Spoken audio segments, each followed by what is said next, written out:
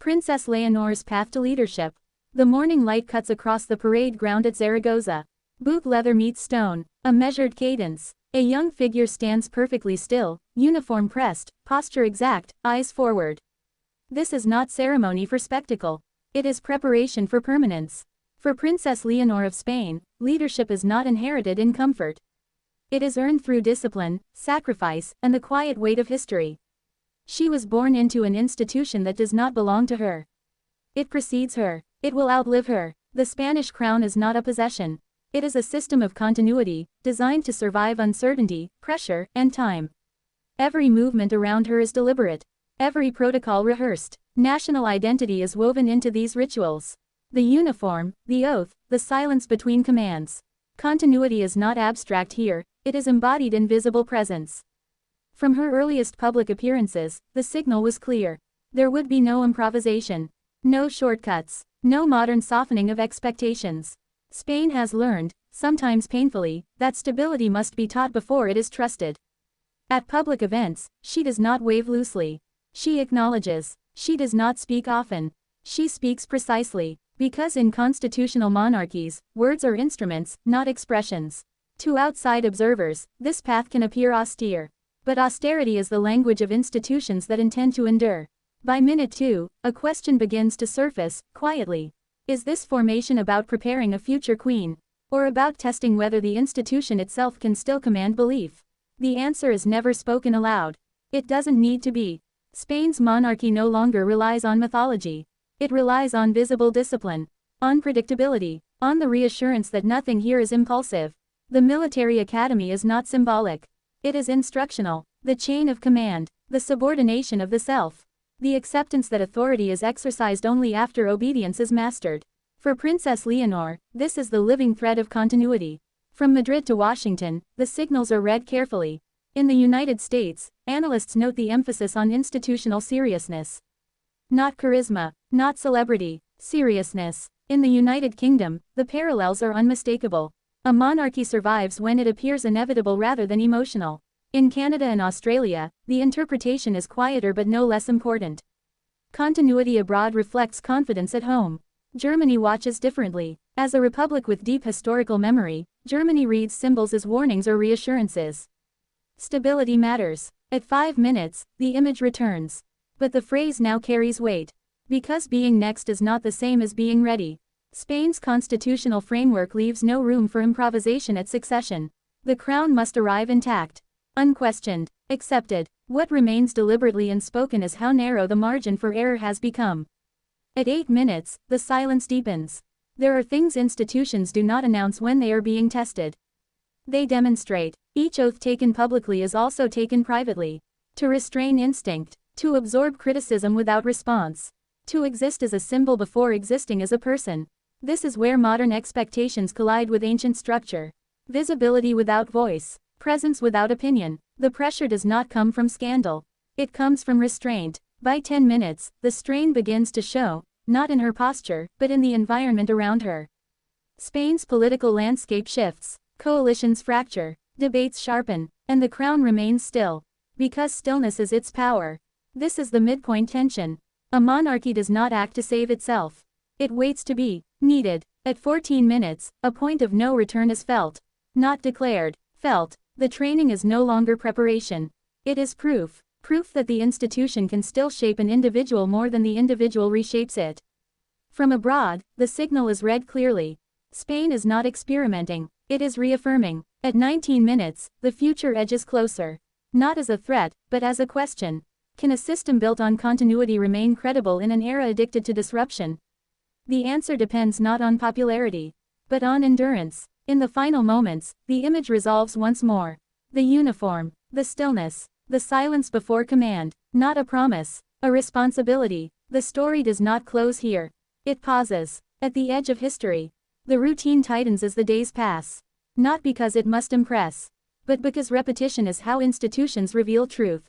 For Princess Leonor of Spain, every schedule is fixed in advance. Not to limit her, to remove choice. Choice is a luxury systems cannot afford at the center. The academy does not ask who she is. It asks whether she can disappear into structure without resistance. Because the crown functions best when the individual is almost invisible. Meals are timed, silence is enforced, correction is public, praise is rare. This is not severity, it is calibration. Spain understands something many nations forget.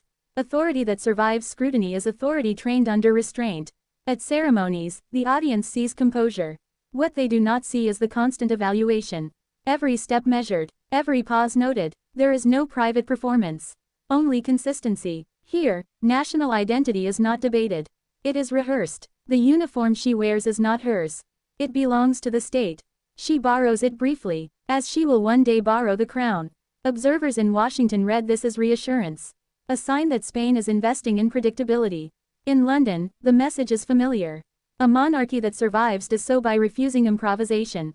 But beneath the surface, something more delicate is unfolding. At 2 minutes into this phase, the audience may assume the path is secure. It is not, because the modern world does not challenge monarchies with force. It challenges them with relevance. The institution knows this. That is why the training is visible. Why nothing is hidden. Transparency is the new armor.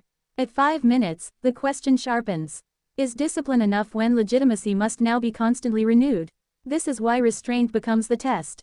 Not brilliance, not charm, restraint. Every time she does not respond, the institution speaks for her. Every time she remains still, the system demonstrates control. By the 8th minute, a deeper tension emerges. The monarchy cannot modernize too quickly. It cannot remain unchanged. So it moves slowly, deliberately. The burden placed on her is not emotional. It is structural. She is being shaped to carry continuity forward without appearing to demand it. And that is where the risk lives. Because when the time comes, the crown will not ask whether she is ready. It will require her to be. The silence grows heavier, not with doubt, with expectation. The institution is watching itself through her. The public sees a poised figure stepping into grand halls, yet every gesture is the result of rehearsal, of unseen guidance, of relentless calibration. For Princess Leonor of Spain, this is more than training. It is immersion. She inhabits the weight of centuries before she can even claim them. Constitutional documents lie in quiet stacks, almost invisible, yet they define every permissible movement, every permissible word. Continuity is not abstract here, it is codified. Foreign observers note the difference between pageantry and preparation. In United States, analysts see careful projection. The crown cultivates perception of inevitability, a calm authority that reassures markets and diplomacy alike. In United Kingdom, the gaze is subtler but keen. A monarchy survives in the shadows of expectation, not in applause. By the 10th minute, tension is palpable. Spain is entering a period of cautious negotiation. Political factions shift quietly, testing boundaries, probing loyalties. The crown responds not in rhetoric but in patience, in visibility, in silent signals. She moves among them, not as a participant, but as a living emblem. Every handshake, every bow, every presence reinforces the message. This institution is durable, precise, and above improvisation. Her adolescence is regimented not for comfort, not for spectacle, but to internalize responsibility that has no precedent in personal desire. Duty outweighs inclination. Obedience outweighs impulse. By 14 minutes, the stakes sharpen. The institution demands that she embody more than tradition. She must signal resilience against modern scrutiny. Social media, opinion, criticism, all are constants now, yet irrelevant to the structural endurance she is being trained to represent. The point of no return is not announced. It is lived. The crown is testing its next guardian in real time, silently, deliberately. From abroad, the world watches. In Canada and Australia, diplomats quietly assess whether stability at home translates into predictable international relations. In Germany, observers see a mirror of history, how authority can endure only if the symbols remain unquestioned. She is, in effect, a projection of the institution's credibility. And yet, something remains deliberately unresolved. What is expected of her is clear. How she will respond is not. In these halls, in these silences, the institution and its heir coexist in tension, one shaping the other, yet neither fully revealed. The next steps are unseen, the outcomes uncertain, but every action, every pause, every measured breath reinforces a singular truth: continuity is alive, and it demands discipline above all. The weight of ceremony grows heavier as responsibilities compound. Each public appearance, each formal address, is measured against centuries of precedent. Princess Leonor of Spain does not simply stand in the spotlight, She embodies the expectations of an institution that cannot afford error. Her lessons extend beyond protocol. History is dissected in private chambers, where the failures of monarchs past are as instructive as their triumphs. Continuity is tested not in triumph, but in restraint, in the capacity to act without letting impulse betray duty. By minute 19, subtle pressures emerge. Political currents shift quietly. Parliamentary debates, public opinion, global perception, all converge in a lattice of expectation she must navigate. Yet she remains a constant, a stabilizing presence amid uncertainty. Safe foreshadowing hints at future strains, questions of succession, symbolic legitimacy, and public confidence that will test both her resolve and the institution itself. Training, observation, rehearsal, these are not just methods. They are the language of power. The uniform, the measured gestures, the silent acknowledgments, they communicate stability louder than any speech. The crown teaches that influence is structural, not personal. Duty outweighs desire. Survival of the institution is the ultimate prize. From Washington to London, Ottawa to Berlin, the world reads these cues. They see a monarchy that persists through discipline, through patience, through the deliberate cultivation of authority that is earned, not granted. National identity is woven into each visible moment, each subtle signal. At this stage, the margin between symbol and person narrows. The institution shapes her, but the endurance of the institution depends on her capacity to embody continuity without faltering. Every step, every pause, every silent decision is a rehearsal of sovereignty. She approaches the threshold of full responsibility, yet the story remains unfinished. The lessons of history, the demands of duty, the weight of expectation, they converge at the edge of what has been tested and what must now be carried forward. Not a guarantee, not a promise. A responsibility poised at the precipice of history. The future is uncertain, the crown yet to be claimed, and the quiet tension of anticipation lingers, an unmistakable signal that the narrative continues, beyond observation, beyond prediction, beyond closure. The air is still in the palace corridors. Shadows stretch across marble floors. Every artifact, every tapestry, every echo of past ceremonies whispers the same lesson: permanence demands vigilance. Princess Leonor of Spain moves through these spaces as both observer and emblem. Her presence is silent authority, a reminder that continuity is not merely tradition, it is enacted every day, in every gesture, in every measured choice. She will inherit not just a crown, but the cumulative weight of centuries. The duties she faces are unrelenting, and the world watches quietly, judging not personality but preparedness.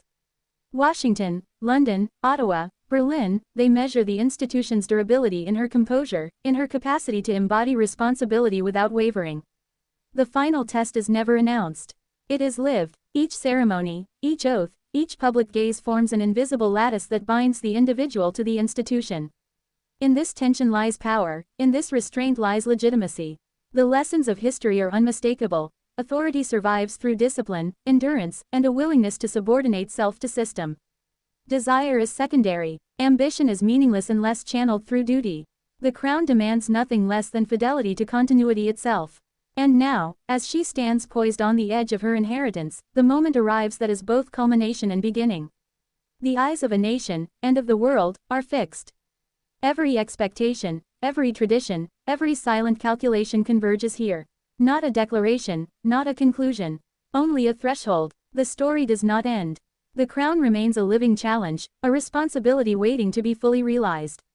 Beyond the measured steps, the rehearsed gestures, the disciplined posture, the future waits, undefined, unclaimed, and profoundly consequential. The chapter closes quietly, yet the tension endures. Continuity persists. The institution breathes through her. And what comes next remains unseen, but inevitable.